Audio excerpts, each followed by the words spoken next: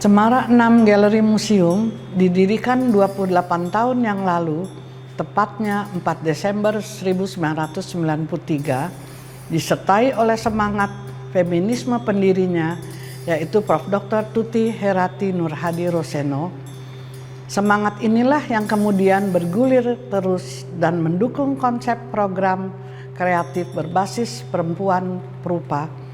Begitu pula dengan apa yang telah dilakukan oleh Carla Bian pun, jurnalis senior dan kurator Indonesian Women Artist 2 dan Indonesian Women Artist 3. Para perupa tersebut pun menciptakan karya-karya baru, karya yang kreatif, inovatif, dan merupakan pengembangan dan penyempurnaan serta gabungan dari beberapa karya yang pernah diciptakan untuk menjadi karya-karya baru dengan berbagai lintas disiplin ilmu dan memiliki kaitan erat dengan pemajuan kebudayaan.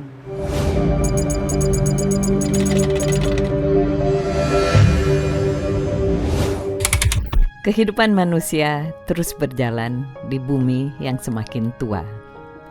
Namun, tak selamanya kehidupan itu diisi dengan hal-hal yang baik dan manusiawi. Ada pula kalanya manusia melakukan kerusakan yang melawan nilai-nilai kemanusiaan dan nilai dari hidup itu sendiri.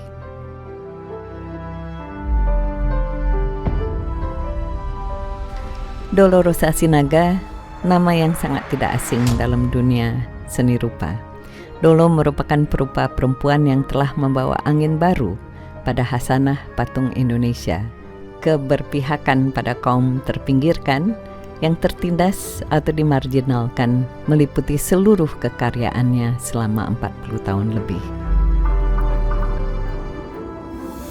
Setiap seniman itu selalu saja dikaitkan dengan, kalau membicarakan mereka, ide berkarya. Ya. Dari mana datangnya? Kalau saya gampang.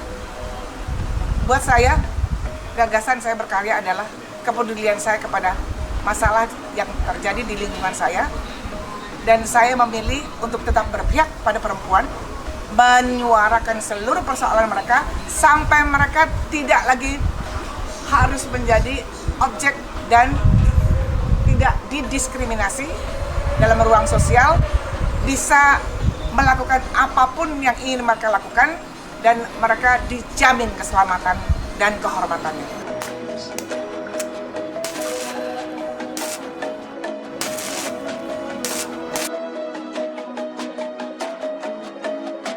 Konsep saya berkarya, pertama terinspirasi oleh masalah yang kita hadapi bersama saat ini, yaitu pandemi COVID-19. Yang kedua, inspirasinya datang dari tradisi budaya Batak. Dua karya ini dikerjakan dengan teknik yang berbeda. Satu modeling, satu cor perunggu. Kalau yang modeling, saya kerjakan dengan cor fiberglass, tetapi finishnya saya upayakan menyerupai real dari sebuah batu alam. Nunung W.S. menyebut karya abstraknya sebagai perjalanan kehidupan yang mengacu pada semangat spiritual dan transendental, berlandaskan religi mistik dan yang magis. Ia secara intens mendalami wayang dan pewayangan, melukis suatu seri gunungan. Dengan berlalunya waktu, Nunung kemudian lebih lagi mendalami non-matter, terutama ketika mendekati usia 50 tahun. Ya enak gitu ya, orang datang itu menikmati lukisan itu dengan enak gitu, jangan terlalu crowded gitu. Garis-garis muncul di kanvas, berwarnanya garis-garis yang dimaksudkan berkesan pintu-pintu yang masih harus ia lalui dalam perjalanan panjang kehidupan. Anissa kan perempuan. Saya punya ide sendiri. Saya bikin geometri. Ini kan geometri ya, bentuk-bentuk begitu. Jadi saya mengenal apa namanya ini, geometri, asalnya dari sini.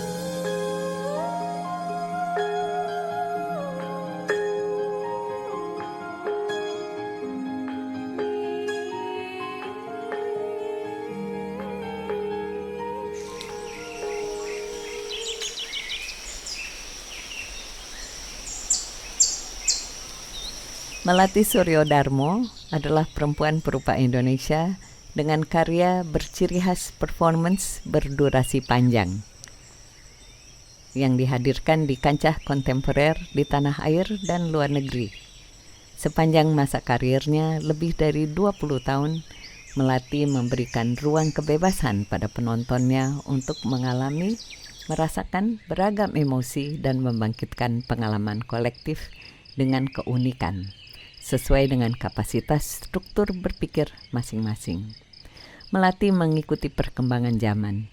Ia memakai teknologi dan pengetahuan mistik Jawa untuk berkreasi, membuat sleep laboratory untuk mengeksplorasi alam bawah sadar yang kemudian menjadi basis untuk performance If We Were X, Y, Z.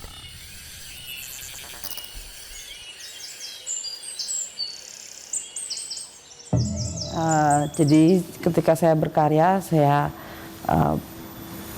bertitik tolak pada tanda-tanda yang muncul pada ingatan saya. Nah, ketika saya kecil, yang mendapatkan susu segar itu di keluarga saya hanya adik saya yang laki-laki. Bagi saya bertanya kepada ibu, kenapa yang aku kok gak dikasih susu. Berawal dari rumah. Maka ketika ada perbedaan tentang laki-laki dan perempuan secara tradisional, saya tidak menyalahkan orang tua saya karena mereka juga tidak mempelajari, mungkin dulu waktu saya kecil belum mengenal apa itu misalnya equality, fairness, semacam itu. Namun ketika saya tua, saya sendiri menjadi tua dan saya mulai merasa banyak sekali peristiwa ketidakadilan di dalam masyarakat kita ini dimulai dari rumah mereka. Hanya karena perbedaan antara laki-laki dan perempuan.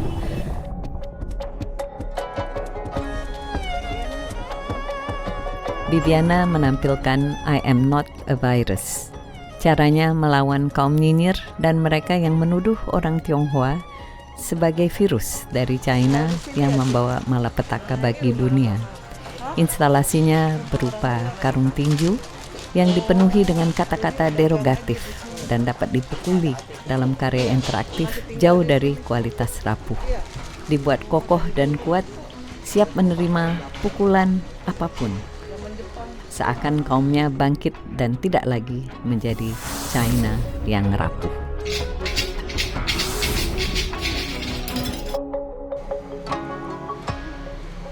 Karya I Am China yang terbuat dari piring-piring porselen peranakan adalah sebuah catatan tentang sejarah diskriminasi dan gejolak-gejolak yang dihadapi oleh keturunan Tionghoa di Indonesia dari abad ke-17 sehingga sekarang, yang membuat kehidupan mereka sangat labil dan harus selalu was-was.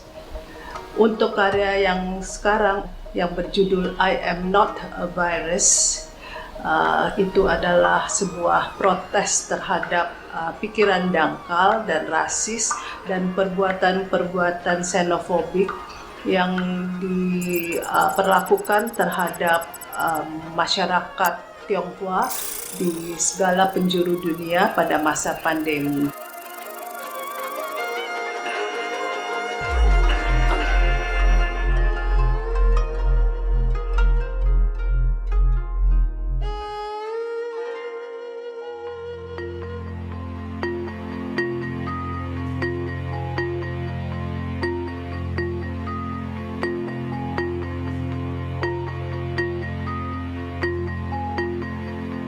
Menurut Tita Ruby, Banyak sekali sejarah yang kita miliki, yang bisa kita gali dan menjadi sumber inspirasi untuk kita baca ulang dan menjadi pijakan kita untuk kehidupan ke depan.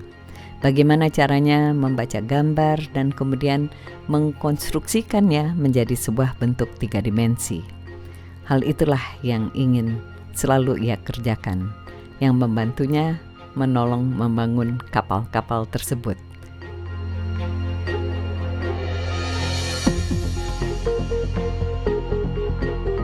Ini adalah pala yang saya plating dengan emas.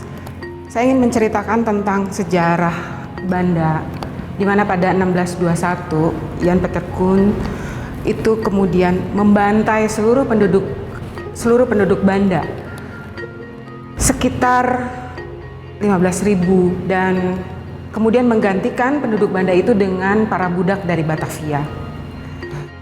Ini adalah momen yang menurut saya penting sekali bagi kita untuk mengingatnya.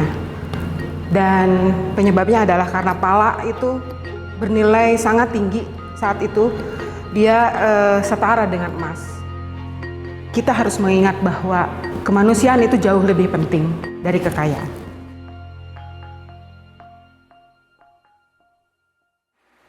Indah Arsyad mengambil inspirasi dari alam dan lingkungan. Ia mencari kehidupan yang harmonis di dalam alam semesta ini. Digital video, animasi, simbol-simbol mitologi Jawa kuno, dan berbagai jenis fitoplankton yang diambil dari air laut yang mengalami pencemaran di berbagai titik lautan di Indonesia.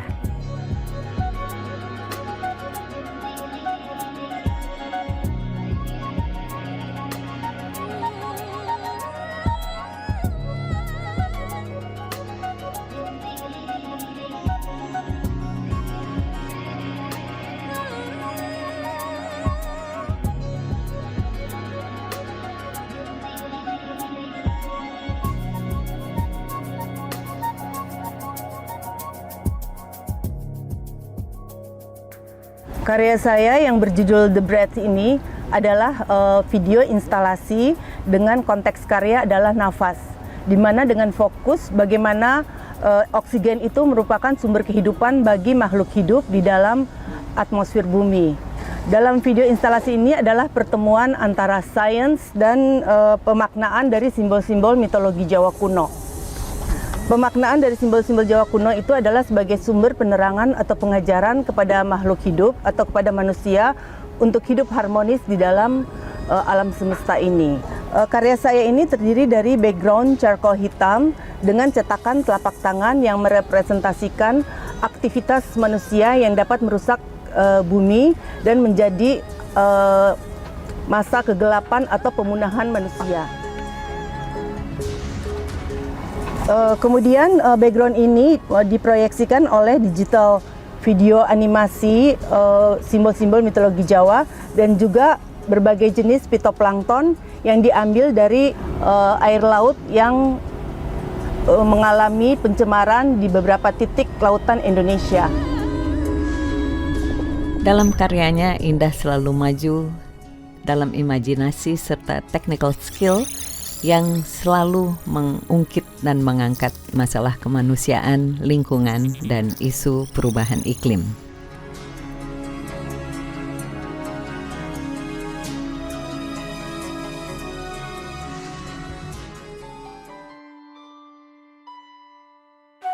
Rahmayani waktu kecil gemar sekali cerita-cerita Nabi. Dalam kehidupannya ternyata ia bisa memberikan kepada kemanusiaan apa yang menjadi cita-citanya ketika ia masih kecil. Ini tempuran Eloprogo di masa lalu, masa Borobudur, merupakan tempat pelatihan meditasi para biksu yang datang dari Muara Jambi yang terletak di Kerajaan Sriwijaya kalau dulunya, ya sekarang dekat Palembang. Nah, jadi nanti karya-karya saya mengangkat isu-isu yang berhubungan dengan posisi saya sebagai perempuan yang menuntut kesetaraan, lalu juga saya melihat kelompok-kelompok yang dipinggirkan seperti juga kaum perempuan, itu juga menjadi pertanyaan untuk saya. Dengan pendekatan interdisiplin, sebetulnya walaupun fokus dalam isu lingkungan hidup, ini juga bisa menyentuh berbagai masalah di dalam kehidupan, namun dengan pengelolaan atau penjelajahan kreativitas, kita mencoba untuk menemukan solusi yang inovatif dan kreatif.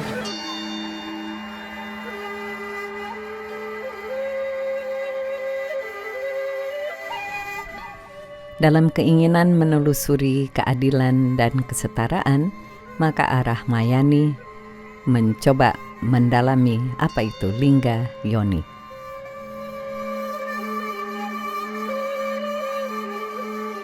Dian Anggraini adalah seorang yang berhasil hidup di dua ranah.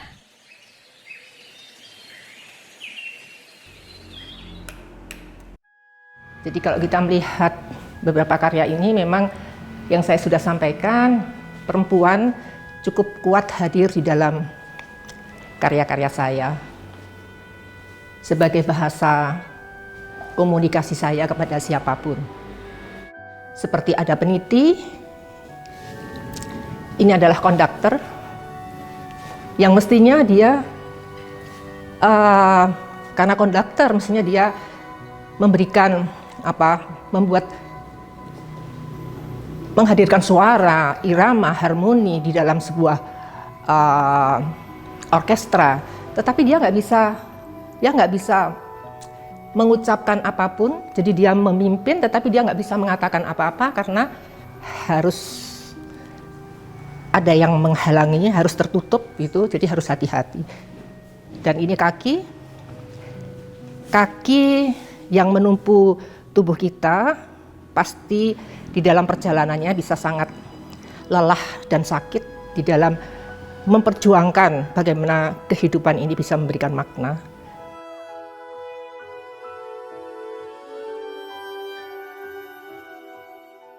Karya ini saya beri label In Your Hand. Jadi ini tetap dengan perempuan. Saya pikir perempuan itu perlu hadir. Jadi kayaknya pada sebagian karya saya, hampir semua perempuan perlu hadir. Jadi bagaimana dia bisa mencoba menceritakan terhadap keberadaan. Kita tahu bahwa wanita itu adalah ibu, punya kedudukan yang cukup mulia, cukup tinggi, karena perempuan atau ibu adalah ibunya keturunan manusia.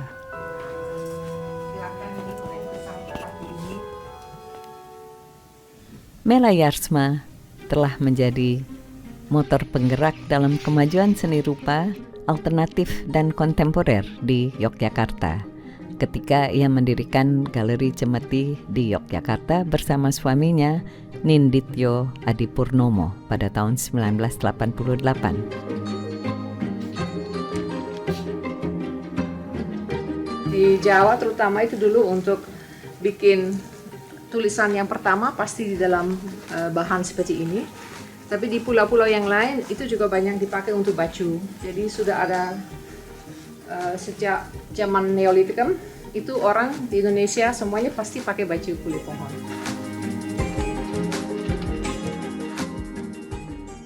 Ya, ini studio baru saya baru pindah. Saya sangat senang.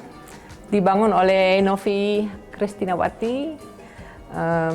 Dan sebetulnya sebuah atap saja dari bambu, dan itu memang di daerah tropis yang kita butuh hanya atap sebenarnya. Tapi saya sangat senang dengan suasana ruang, ada ventilasi juga, dan ini aja langsung menginspirasikan saya juga. Mulai baca banyak, mulai sketsa, sampai akhirnya bikin karya 3 dimensi. Kebanyakan ya proses seperti itu, terutama sketsa, catatan, baca buku, dan akhirnya bikin karya 3 dimensi kebanyakan untuk performance juga. Dan sering juga saya menerjemahkan ke sebuah lukisan, karena aku juga tetap senang lukis karena saya dibesarkan sebagai pelukis, dan saya selalu kembali kepada lukis juga karena untuk proses-proses lukis itu juga menggali, mencari proses-proses itu yang saya suka dari lukis.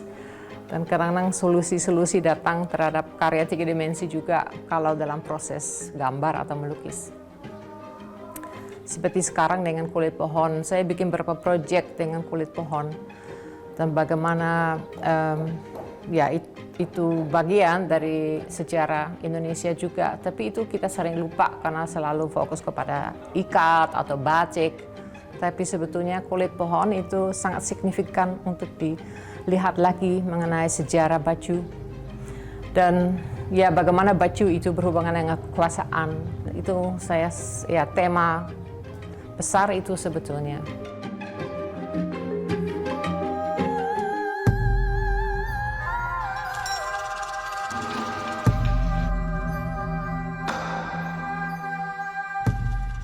Detak jantung kreativitas Astari terkait erat dengan momentum kebangsaan Indonesia, sebuah tempat yang sangat mengilhami dalam karya-karyanya.